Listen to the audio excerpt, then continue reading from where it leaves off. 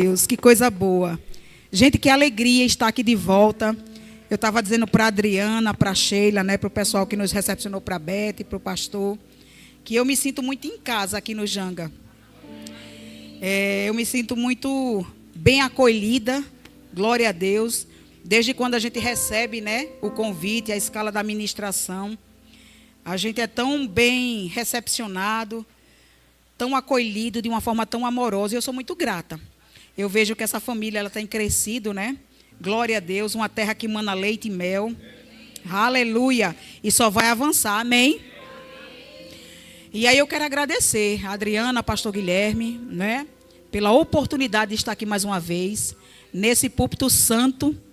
Glória a Deus, é uma honra e uma grande alegria para mim e para Dantas. Eu estou aqui com meu esposo Dantas, meu companheiro, meu parceiro, né? Então, muito obrigada a cada obreiro, né, que nos recepciona com tanto amor, com tanto carinho, com tanto acolhimento. Glória a Deus por isso. E eu creio que nessa noite o Senhor vai depositar algo especial em cada um de vocês. Assim como Ele fez comigo, a partir do momento que o tema ele foi proposto, e a gente sempre se coloca na condição do Espírito Santo e perguntar: Espírito Santo, o que é que você quer ensinar para o povo de Deus? O que é que você quer trazer como conselho, como ensino, como exortação, né, como alívio, como socorro? E glória a Deus pela ajuda do Espírito Santo, porque sozinho a gente não faz absolutamente nada. Se a gente não tiver da dependência dele, a gente não vai para lugar nenhum. A gente até pode ir, mas dá tanto murro em ponta de faca. E eu sei que há galardões para aqueles que estão servindo, amém? Eu gosto muito de servir. Eu sei que há galardões para aqueles que estão servindo, porque o coração ele está depositado na obra do Senhor.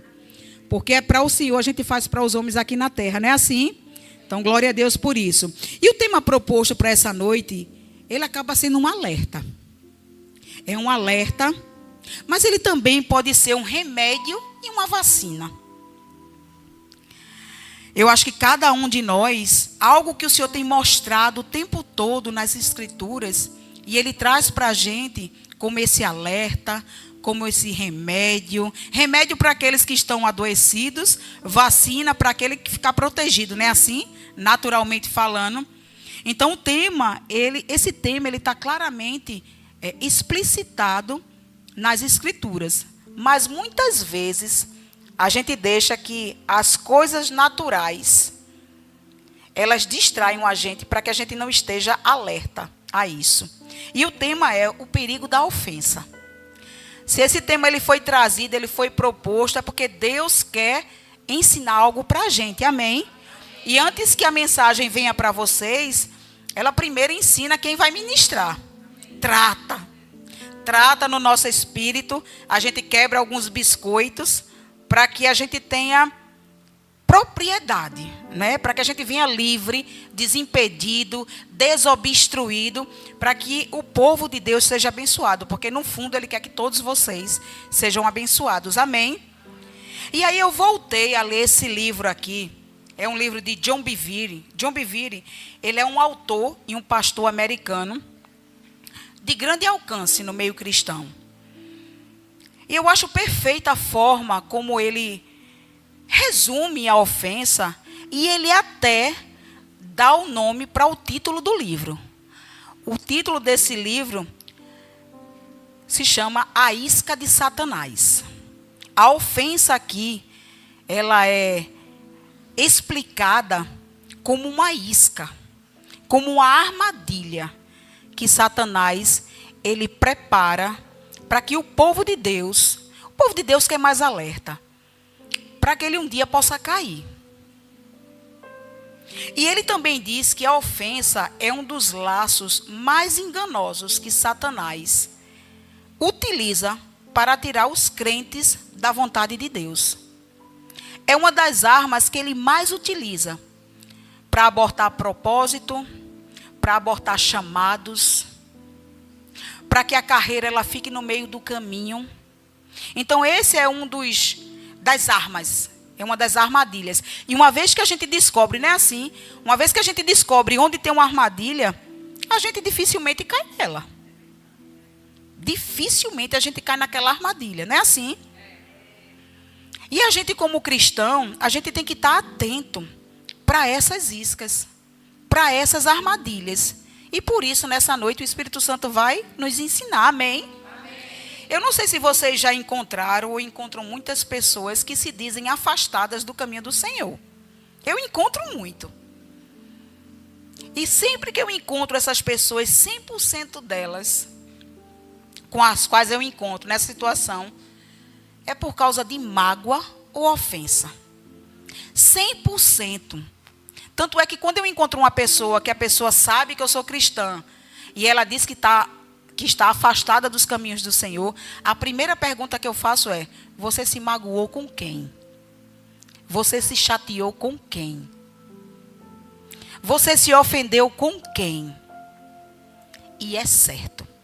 Sempre vem a resposta: ah, porque o pastor falou, pastor, coitadinho, né? O pastor falou algo que eu não gostei. Ah, o líder, a pessoa que me liderava, me tratou de uma forma que, aquela forma dali, eu não engoli, não. Um irmão chegou para mim e disse coisas duras. E aí eu também não gostei, não. Mas sabe o que é pior? Quando essas pessoas, elas se afastam do caminho do Senhor. Elas não só saem da igreja, né? O pior é que elas não só saem da igreja. E aí todas elas me dizem isso. Ah, eu me decepcionei, eu me magoei, eu me ofendi, foi algo que eu não gostei. Mas sabe o que é pior? Que o fato dela sair da igreja, ela apenas não sai da igreja.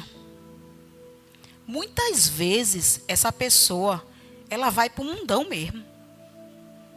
E ela acaba fazendo coisas piores do que ela fazia quando nem era crente.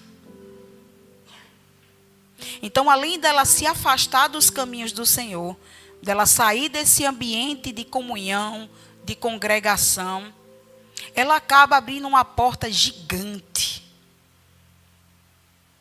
para que Satanás faça da vida dela uma verdadeira esculhambação.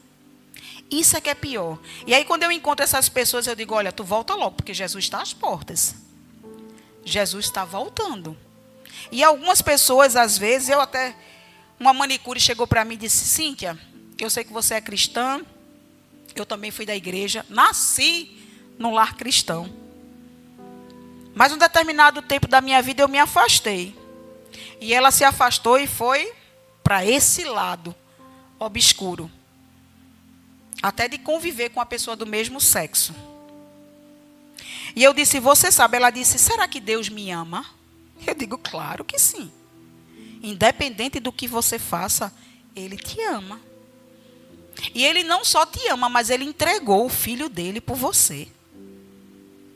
A Bíblia diz que Deus amou o mundo de tal maneira que Ele entregou o seu único Filho, para que todo que nele crê não pereça, mas tenha a vida eterna. E aí ela disse: será que Deus, Ele me aceita? Eu digo: nessa condição que você está, Ele aceita e aceita todo mundo que se achega para Ele. Mas é necessário que haja uma mudança de rota. É necessário que haja uma mudança de caminho.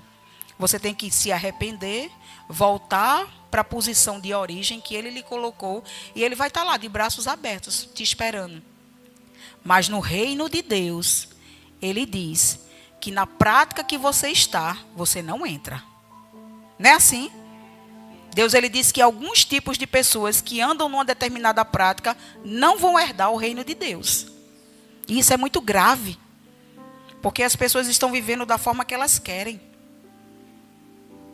E eu acho interessante, quem aqui conhece nosso pastor Humberto? Amém, glória a Deus.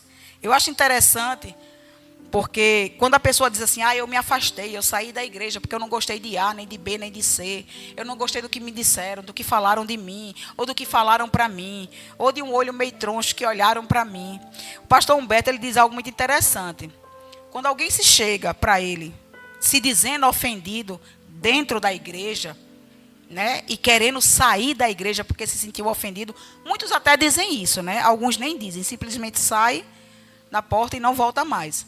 Mas os que dizem que estão ofendidos ou que estão se sentindo ofendidos na igreja e que querem sair, ele logo pergunta. Ele diz: você trabalha? A pessoa diz: trabalho. No seu trabalho, você se chateia ou você discorda de alguém? A pessoa diz, sim. E por causa disso, você sai do seu trabalho? Não. Em casa, você de vez em quando discorda ou se chateia com a sua esposa? Ou a esposa se chateia e discorda do marido? Ou os filhos? Sim, também. Ou só eu? Acho que todo mundo aqui, né? E aí ele pergunta, você vai deixar sua família por conta disso? Você vai virar as costas para sua família, porque ela lhe chateia, porque ela discorda de você em alguns pontos? Não, né? Eu acho que ninguém faz isso. E na igreja é o mesmo, irmão. Na igreja acontece a mesma coisa. A igreja não é um lugar perfeito de pessoas perfeitas. Alguém aqui sabe disso? Amém. Glória a Deus. A igreja não é um lugar perfeito, nem de pessoas perfeitas. Mas é um lugar em que sua fé é aumentada. É um lugar onde os fundamentos são alicerçados. É um lugar onde você se prova o tempo todo. É um lugar onde teu caráter ele é ajustado. Ele é aperfeiçoado. É um lugar onde a sua carreira ela pode ser despertada. Glória a Deus por isso. Onde os seus talentos são descobertos ou até aperfeiçoados. Porque tem muita gente que já chega na igreja cheia de talento, né? Mas aquele é moldado. Ele é aperfeiçoado. A graça do Senhor, quando ela entra em ação, aquele dom e aquele talento, ele se torna muito melhor. Ele é potencializado. Não é assim? É na cobertura do seu pastor e da esposa do pastor que você pode se sentir seguro e esticado também. Aleluia por isso. O que o seu pastor e a esposa querem é que você corra a sua carreira de forma inteira. De forma saudável. Sem desfalecer no caminho. Aleluia. Que vocês se mantenham firmes e perseverantes naquilo que o Senhor te chamou para fazer. Porque o chamado, quem te dá e quem faz é o Senhor. O que o pastor, a esposa, os líderes, enfim, quando a gente se submete a uma autoridade espiritual, é simplesmente aperfeiçoar aquilo ali, ou descobrir e dizer assim, vamos, você precisa ir, vamos que Deus conta contigo. Você não pode ficar parado. Você não nasceu para ficar no mesmo lugar. Você nasceu para dar frutos. Você nasceu para avançar. Você nasceu para correr a sua carreira. Você não nasceu para ficar na linha de largada. Você tem que correr a sua carreira e você tem que chegar na linha de chegada. Saudável, seguro. Amém? Glória a Deus. Glória a Deus pela vida do pastor e da esposa, não é assim? E dos líderes. E deixa eu te dar uma chave que talvez possa quebrar alguns biscoitinhos. Quebrou comigo e quebra com você também. O problema não são os momentos em que seremos ofendidos. Mas qual será a nossa reação se isso acontecer? Vou repetir porque vocês gostaram. O problema não são os momentos em que seremos ofendidos. Mas qual será a nossa reação se isso acontecer? É um posicionamento que nós devemos ter. Simplesmente isso. É um posicionamento que devemos ter quando essa isca chegar. E ela chega. Cedo ou tarde, ela chega. Porque senão a gente viveria como anjos aqui na terra, né? E pegando um gancho nessa questão de eu e você corrermos uma carreira que nos foi proposta, eu gosto muito e me apego ao que o autor de Hebreus diz, quando no capítulo 12, ele está ensinando e encorajando os cristãos. Esses cristãos, eles eram judeus e eles se converteram a Cristo. Então, quando ele está ensinando e encorajando os cristãos, ele está ensinando para que eles perseverem, para que eles continuem. E no título desse capítulo 12 de Hebreus, está escrito assim: nós devemos imitar o exemplo de Cristo, que foi perseverante em meio às provações. Alguns cristãos aqui em Hebreus estavam ao ponto de abandonar a fé.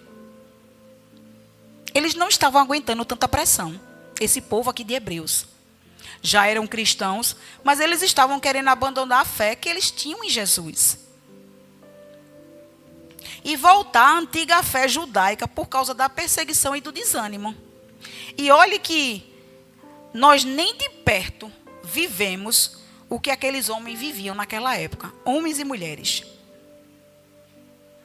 Aleluia! Aqueles cristãos, eles eram perseguidos, eles eram massacrados, eles eram presos e até mortos. Glória a Deus que a gente não vive isso aqui no Brasil. Mas tem países aí fora que os cristãos estão vivendo isso hoje mesmo. Eles estão sendo perseguidos, massacrados, mortos. E esses judeus que se tornaram cristãos, eles estavam querendo exatamente abandonar a fé em Jesus. Mas antes de ler os versos 1 e 2, eu vou ler com vocês os versos 1 e 2 do capítulo 12 de Hebreus. Eu quero falar um pouco do capítulo 11, capítulo anterior. Pois o capítulo 12 é a continuação.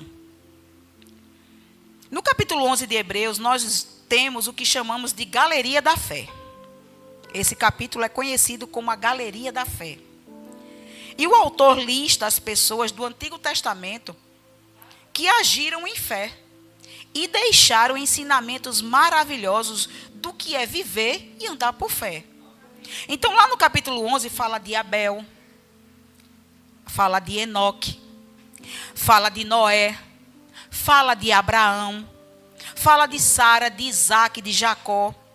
Veja, essas pessoas eram dos antepassados desses cristãos, daquele povo judeu, que agora em Hebreus 12, ele está sendo perseguido, ele está sendo massacrado. Mas eles já tinham ouvido falar dessas pessoas. Eles já tinham sido ensinados sobre essas pessoas. Essas pessoas que faziam parte da Galeria da Fé. E aí, no capítulo 12 de Hebreus, o autor, nos versos 1 e 2, eu vou ler aqui na versão Almeida, Revista e Atualizada, ele diz assim: portanto, também nós, visto que temos a rodear-nos tão grande nuvem de testemunhas. E que testemunhas eram essas? Eram essas testemunhas que ele cita lá no capítulo 11.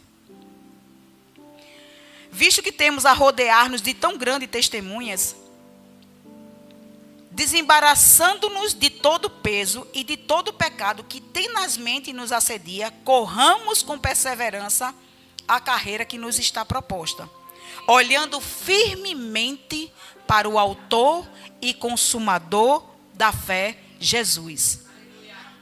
Como é que esses homens e mulheres eles tinham que permanecer? Perseverantes, vigilantes, resilientes. Mas era de qualquer jeito? Não. Era olhando firmemente para o autor e consumador da fé, Jesus. E olha como está escrito esse mesmo trecho, esses mesmos versos na versão A Mensagem. Eu achei maravilhosa. O título na versão A Mensagem diz assim: a disciplina de correr a maratona. E aí, dos versos 1 ao 3, eu vou um pouquinho mais além, de Hebreus 12, diz assim: percebam o que isso significa. Todos esses pioneiros, iluminando o caminho, todos esses veteranos nos encorajando. Significa que o melhor a fazer é continuar. Livres dos acessórios inúteis, comecem a correr. E nunca desistam. Nada de gordura espiritual extra, nada de pecados parasitas. Mantenham os olhos em Jesus, que começou e terminou a corrida de que participamos. Observem como ele fez, porque ele jamais perdeu o alvo de vista. Aquele fim jubiloso com Deus. Olha que glória. Ele foi capaz de vencer tudo pelo caminho, a cruz, a vergonha, tudo mesmo. Agora está lá, no lugar de honra, ao lado de Deus. Glória a Deus. Quando se sentirem cansados, ei, povo do Janga, quando vocês se sentirem cansados no caminho da fé, lembrem-se da história dele, da longa lista de hostilidade que ele enfrentou. Será como a injeção de adrenalina na alma. Será como a injeção de adrenalina na alma. Aleluia. E eu me pergunto, será que quando alguém fica chateado, trazendo para os tempos atuais, magoado, ofendido, ele está deixando esses presos para trás e firmemente olhando para o autor e consumador da sua fé? Será que em algum momento os olhos estavam postos firmemente em Jesus? Ou a razão que essa pessoa está sentindo, muitas vezes ela tem razão daquilo que ela está passando. O nosso pastor Humberto costuma dizer, né? Você prefere ficar com a razão ou com a paz? E muitas vezes ela tem a razão. Mas será que essa razão, o orgulho por estar certo, fala tão alto que ele não pode viver em paz e correr a sua carreira sem pesos? Sabe, irmãos, quando eu li novamente esse versículo, eu relacionei imediatamente com algo natural que eu comecei a fazer. Estou vivendo agora mesmo. Tem duas semanas e meia. Eu comecei a correr. Estou na febre de correr também, viu? Algo que eu dizia que detestava. Eu dizia, meu Deus, eu odeio correr. Odeio correr. Como é que a gente pode odiar alguma coisa, né? Mas eu comecei a sentir umas coisas estranhas no meu corpo. E aí eu fui para o médico, né? Vários médicos. Fui para os médicos, fui fazendo uma garimpagem nos médicos, nos especialistas. Um disse, você tem gastrite. O outro disse, seu colesterol está alto. Sua glicose está muito acima do normal. Você está sedentária. Era só desgraça que eu via nos médicos. Só desgraça que eu via. Mas sabe o que Deus disse para mim? No momento em que eu dizia, pai, eu estou sentindo essas coisas no meu corpo, mas eu detesto atividade física. E olha que eu já tive aqui minha personal, viu? Num desafio, quase encontro Jesus antes. Aleluia! Mas ele disse para mim, Cíntia, você tem uma carreira para correr. É preciso que você esteja bem e saudável para cumprir todo o propósito que eu estabeleci para você. Ei, nós temos uma carreira. Se o nosso corpo não estiver bem, a gente não vai cumprir o chamado e o propósito que Deus tem para a vida de cada um de nós. E foi necessário, irmãos, que eu deixasse esses pesos, essas barreiras para trás. Que eu antes colocava diante de mim, por comodismo, por preguiça, às vezes cansaço. Eu estava na minha zona de conforto ali quietinha. Mas foi necessário que eu rompesse. Que eu dissesse, não, basta. Porque senão eu não vou cumprir os meus dias aqui na terra. Com um homem bonito desse, para eu cuidar. Imagina, meu Deus do céu. E muitas vezes a pessoa ofendida, ela pensa da mesma forma. Ela está pensando do mesmo jeito. Ah, essa é a minha posição. Ah, eu tenho razão. Eu estou cheia de razão. Quem errou foi ele ou ela. Não fui eu, não. Ele que venha me pedir perdão. Ela que venha me pedir perdão. Porque eu estou aqui na minha posição. Deus sabe o quanto eu fui santa. Deus sabe o quanto eu estou certa nas minhas convicções. Ele que me machucou. E muitas vezes a pessoa não quer sair dessa zona de conforto. E aquela ofensa, ela vai crescendo. A mágoa, ela vai tomando uma proporção muito maior. Porque parece que às vezes quanto mais raiva a gente tem, mais raiva chega. Não é assim? Parece que é uma coisa. É uma ferida que vai corroendo a pessoa. E o chamado de Deus, que é tão lindo, ele vai se esvaindo das mãos da pessoa. Ele vai caindo como água que a gente não segura. Deus, ele tem um chamado para cada um de nós. Deus, ele tem um propósito para cada um de nós. Põe os seus olhos no autor e consumador da fé. Não desvia os teus olhos nem para a direita nem para a esquerda. Aleluia. Livre-se dos acessórios inúteis. Aleluia. Comece a correr e nunca desista. Aleluia. A ofensa é uma isca que o inimigo apronta para você. Mas você pode se posicionar e você pode dizer, dessa isca, dessa armadilha, eu não pego Satanás. Eu decido não cair nela. Aleluia. Tem uma frase nesse livro aqui que diz o seguinte: nossa reação a uma ofensa determina o nosso futuro. Nossa reação a uma ofensa determina o nosso futuro. E tem alguns versículos que eu costumo dizer que são meus endereços na Bíblia. Eu até recomendo que vocês também tenham seus endereços na Bíblia. É aquele lugar que você se achega, que você se aproxima, de tempos em tempos, e você se sente seguro. Não é assim com a nossa casa?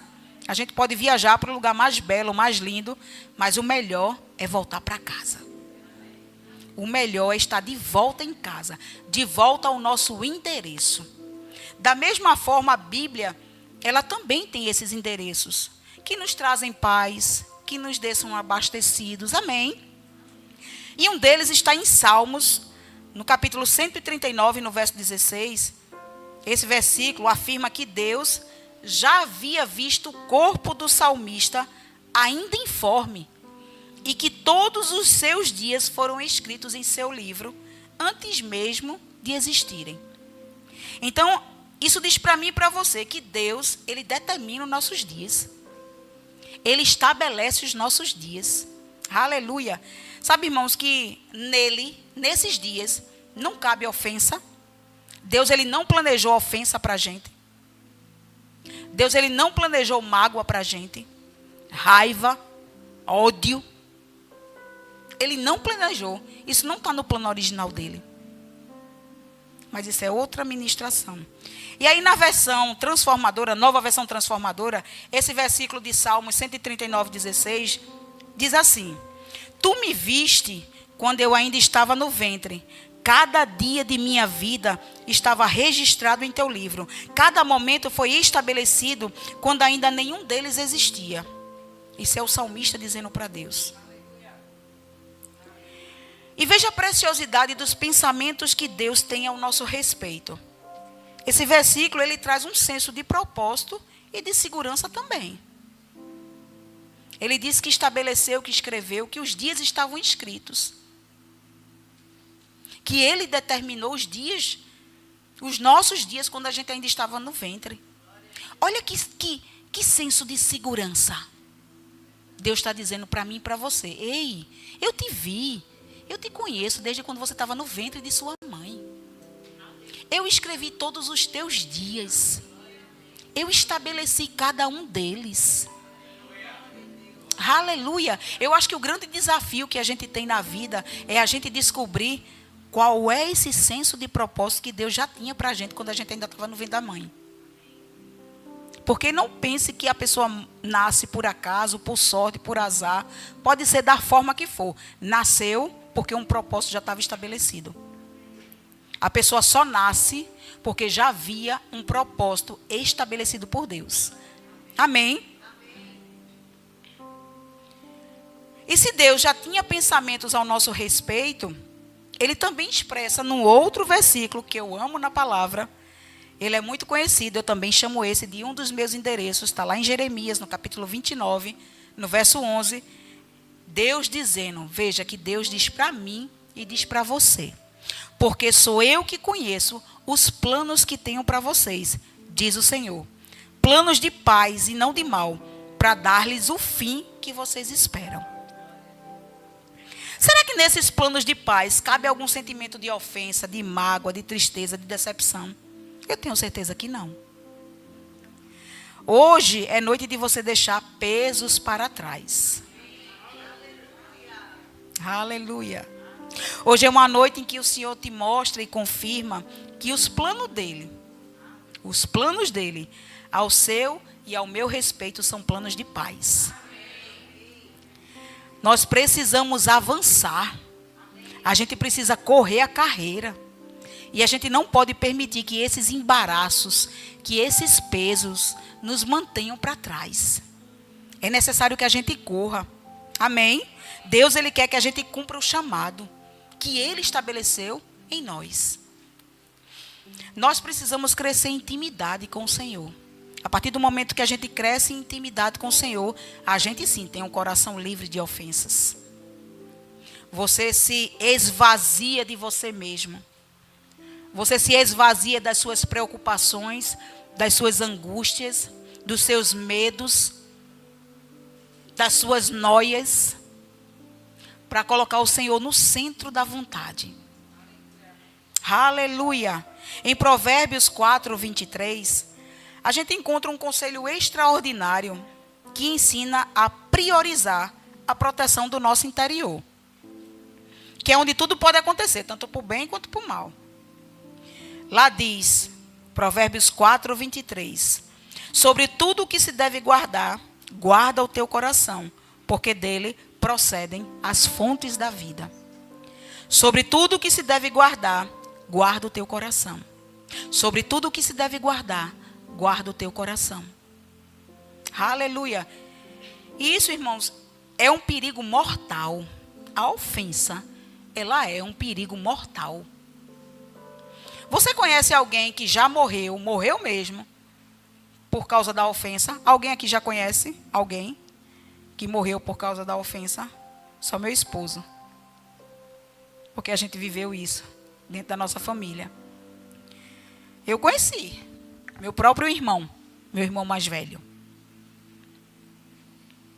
Chegou um tempo da vida que ele deixou que essa armadilha entrasse no coração dele, fizesse morada, que fosse enraizado. E ele se tornou uma pessoa extremamente magoada, por causa do meu irmão mais novo. Eu sou de uma família de 5 filhos, tinha mais 2 irmãos, os 2 já estão com o Senhor, e tenho 2 irmãs. Então o mais velho, ele ficou extremamente magoado com o mais novo por conta de trabalho, e ele deixou que aquela ofensa fosse a identidade dele. Dojinho, que é o meu irmão mais velho, ele é uma pessoa extremamente magoada, ofendida, angustiada, triste. E isso cresceu tanto, essa ofensa cresceu tanto nele, que ele acabou contraindo algumas doenças. Além da tristeza, além de depressão, além de vícios. Isso trouxe para ele muitas doenças. E já no fim da vida dele, ele já está com o Senhor, glória a Deus por isso. Todo tipo de doença apareceu. Até aquela que a gente julga mais grave, que é o câncer, né? Mas todo tipo de doença, fígado, intestino, enfim. Uma série de coisas ia acontecendo até que ele não resistiu. Tudo isso por causa da ofensa. Ele era uma pessoa extremamente amargurada. Extremamente triste. Da boca dele não saía nada de bom. Era só problema, só problema, só problema. Mas sabe qual é a boa notícia? A gente teve um tempo lá na minha casa que a gente começou a fazer os encontros do VEC, que era o Verbo em Casa. Era um projeto da nossa igreja, em que durante 2 meses, toda terça-feira da semana, a gente fazia encontros nas casas para a gente estudar a palavra, para a gente ter o tempo de comunhão. Hoje a gente tem o Conectados em Família, que é o nosso projeto atual. Mas naquela época o VEC ele era por um tempo determinado, 2 meses, e eu convidei meu irmão para participar. E ele foi todos os dias, todas as terças-feiras, ele era o primeiro a chegar lá em casa. Muitas vezes ele ia para ter o que comer. E algo que marcou a gente foi que ele testemunhou para a gente que ali era o único local que ele se sentia amado e que as pessoas tratavam ele com respeito. E num desses encontros, num dos últimos encontros, a gente fez o convite e ele aceitou Jesus. Glória a Deus por isso. Logo depois ele faleceu, mas o que me conforta é saber que ele está com o Senhor. Não houve tempo, o corpo dele estava tão degradado que não houve tempo para Jesus, ele ensinar, ele se mostrar. Essa oportunidade que a gente tem aqui de congregando, em comunhão, um exortando o outro, um levantando o outro, um edificando o outro, ele não teve esse tempo. Mas glória a Deus que naquele dia, o amor de Deus que invadiu aquele ambiente, o amor de Deus que foi derramado sobre ele, alcançou o coração dele. E toda ofensa, ela foi retirada. Glória a Deus. E ele hoje está com o Senhor. Ele experimentou olhar firmemente para o autor e consumador da fé. Ele olhou para Jesus e ele disse: sim, eu te quero na minha vida. Eu quero que você cure as minhas feridas. Eu quero que você mude a minha trajetória de vida. E glória a Deus que a eternidade chegou para ele. Vida eterna chegou para ele. Amém? Só Jesus foi capaz de livrá-lo da morte eterna. Porque hoje ele está com o Senhor e tem vida eterna. Amém? O corpo físico dele não resistiu, mas o espírito foi recriado. Glória a Deus por isso. Glória a Deus. Porque Jesus, o próprio Jesus, ele garante na palavra dele. Ele diz lá em João, no capítulo 6, no verso 37. Todo aquele que o Pai me dá, esse virá a mim. E o que vem a mim, de modo nenhum lançarei fora. Aleluia. Não existe ninguém perdido para Deus. Não tem ninguém perdido para Deus. Não desista daquele seu parente, daquele familiar que está um pouquinho distante, de algum colega, de algum amigo que porventura te machucou, te magoou. Não desista. Não abra mão dele. Não deixe que o orgulho afaste você e ele dos planos que Deus tem ao respeito dele. Porque ele diz, são planos de paz e não de mal. Para dar o futuro que a pessoa deseja. Aleluia. Tem jeito e Deus quer mudar a vida dessas pessoas também. Amém? A Bíblia afirma que o desejo de Deus é que todos sejam salvos. Isso está expresso em 1 Timóteo, no capítulo 2, nos versos 3 e 4, que diz assim: isto é bom e aceitável diante de Deus, nosso Salvador, o qual deseja que todos os homens sejam salvos e cheguem ao pleno conhecimento da verdade. Todos os homens, qual é o desejo de Deus? Todos os homens salvos e chegando ao pleno conhecimento da verdade. Olha que maravilha. Jesus diz: eu sou o caminho, a verdade e a vida. Aleluia, ei, irmãos. A verdade de Jesus deve prevalecer sobre qualquer armadilha da ofensa. Amém. E no meio cristão, no ambiente de igreja, a gente pode ver que tem pessoas que estão aprisionadas, até quebrando relacionamentos. Isso é tão grave, isso é tão perigoso. Mas isso é comum. Isso tem sido comum. Pessoas que estão aprisionadas, quebrando relacionamentos e dando brecha para o inimigo atacar. Sabia que muitos são incapazes de atuar de forma adequada em seu chamado por causa das feridas e dores que as ofensas estão gerando em suas vidas? Muitos chamados são abortados antes do tempo por causa dessa ofensa. E algumas vezes, ou muitas vezes, foram feridas por um dos companheiros crentes. Olha para isso. A gente pensa no mundo lá de fora, né? O povo lá de fora está maltratando, está ofendendo. Mas muitas vezes, dentro do nosso ambiente de igreja, a gente vê isso acontecendo. Eu sei que aqui não tem isso, amém? Janga é vacinada contra isso. Que aqui só tem povo amável, cheio do Espírito Santo, cheio de sabedoria, cheio de amor, não é assim? E isso faz a ofensa ter um sabor de traição quando é alguém muito próximo. Em Salmos 55 diz que a dor de uma traição é ainda mais profunda quando vem de um amigo íntimo ao invés de um inimigo. Olha o que diz lá em Salmos 55, nos versos 12 e 13. Eu vou ler na Nova Versão Transformadora também. Diz assim: não é meu amigo que me insulta, se fosse eu poderia suportar. Não são meus adversários que se levantam contra mim. Deles eu poderia me esconder. Mas eras tu, homem meu igual, meu colega e meu amigo íntimo. Olha que tristeza. Esses são aqueles que nós nos sentamos, que nós estamos na igreja, que muitas vezes a gente leva para a nossa casa, que a gente vai nos eventos sociais, que a gente está ali junto, que até às vezes confidencia alguma coisa, por tanta confiança que a gente tem. A gente compartilha às vezes no ambiente de trabalho.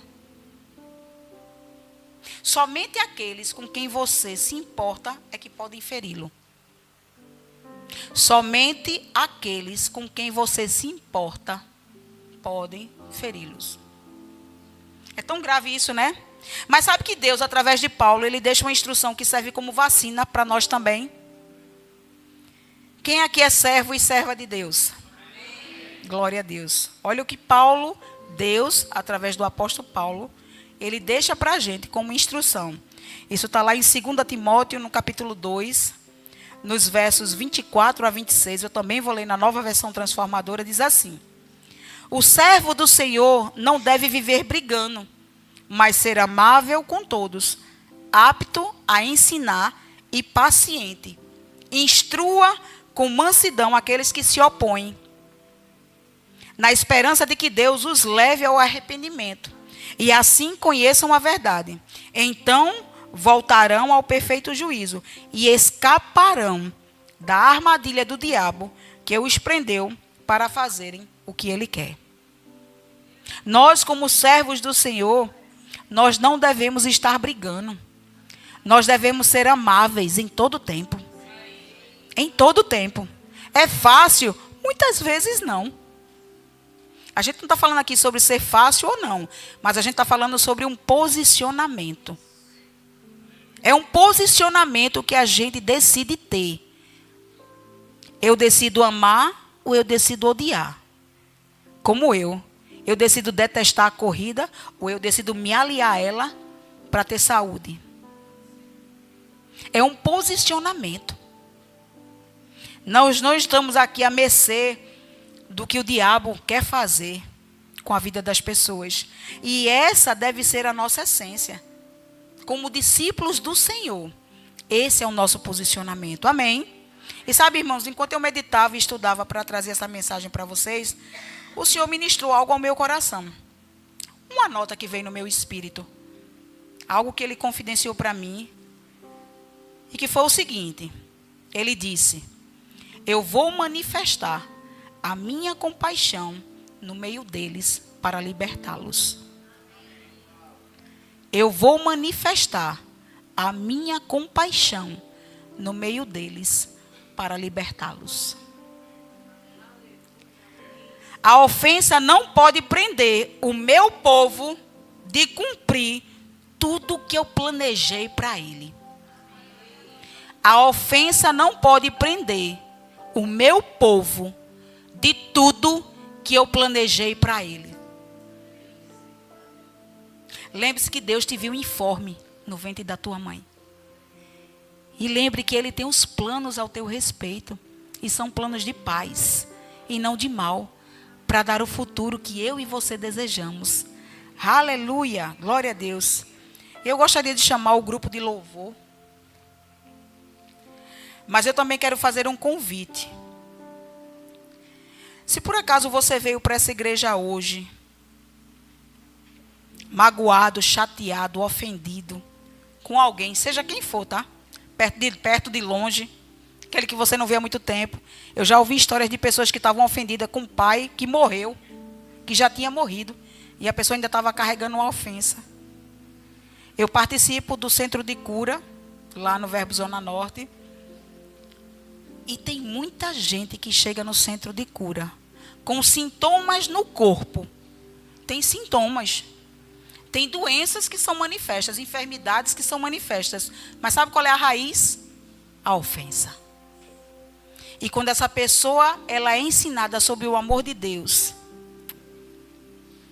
que saúde divina é para ela, que ela precisa andar em perfeita saúde, que os planos de Deus ao respeito dela são planos de paz. Quando ela abre o coração para ela receber a palavra, ela deixa que a ofensa saia. E milagrosamente ela é curada. Aleluia. Então se você veio para essa igreja hoje magoado, chateado, ou magoada, chateada, isso é para os dois, tá? Ofendido com alguém, eu queria te chamar aqui na frente para a gente orar pela sua vida. Lembre-se que Deus disse que Ele quer derramar, Ele quer manifestar a compaixão dEle sobre o povo dEle, para libertar.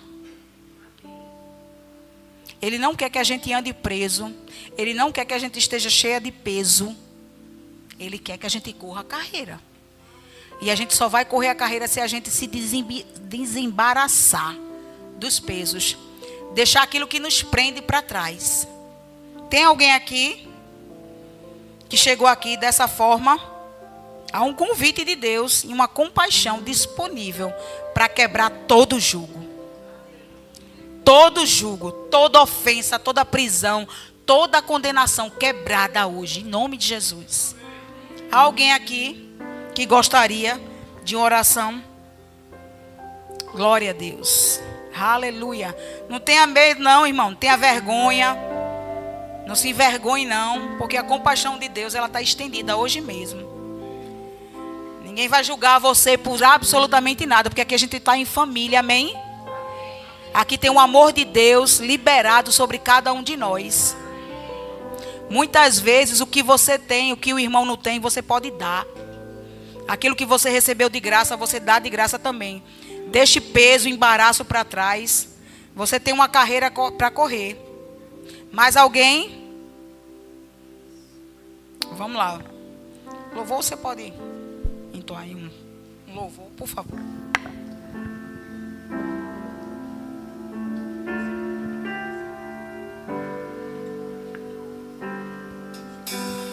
Vem, Senhor, minha vida oferecer como oferta de amor, sacrifício. Quero minha vida a te entregar como oferta viva em teu altar. Vem, Senhor. Vem, Senhor, minha vida oferecer como oferta de amor, sacrifício.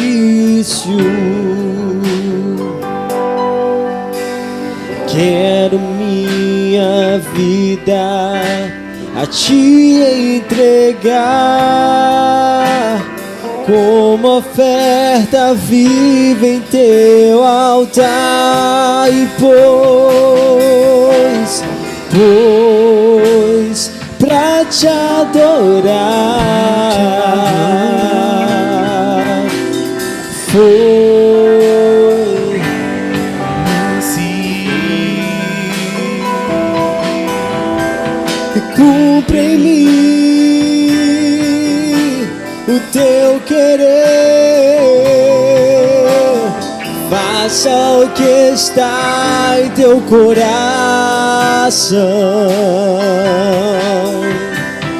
e que a cada dia eu queira mais e mais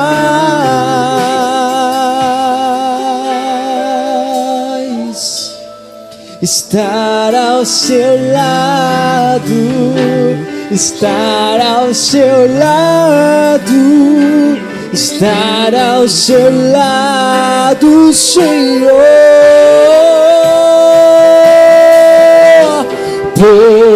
Pois pra te adorar foi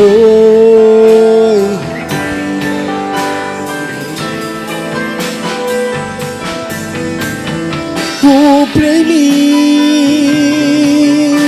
o teu querer, faça o que está em teu coração,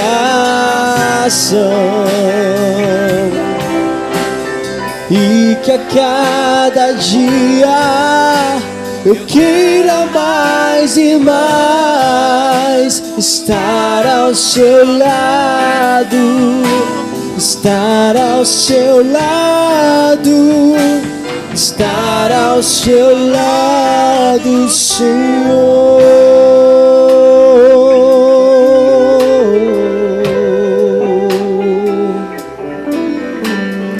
Pois pra te adorar, foi eu nasci.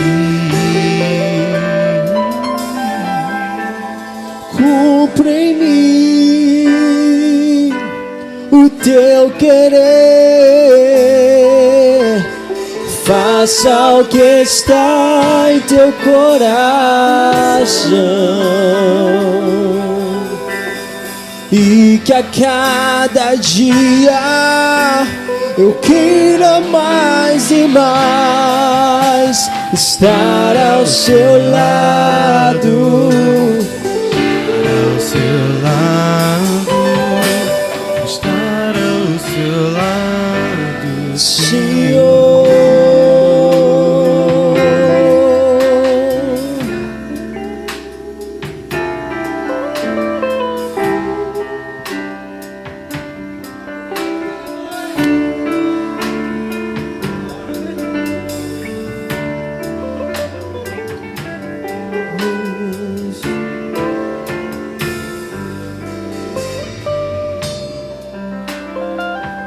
Porque grande és tu, maravilhas fazes tu, não há outro igual a ti.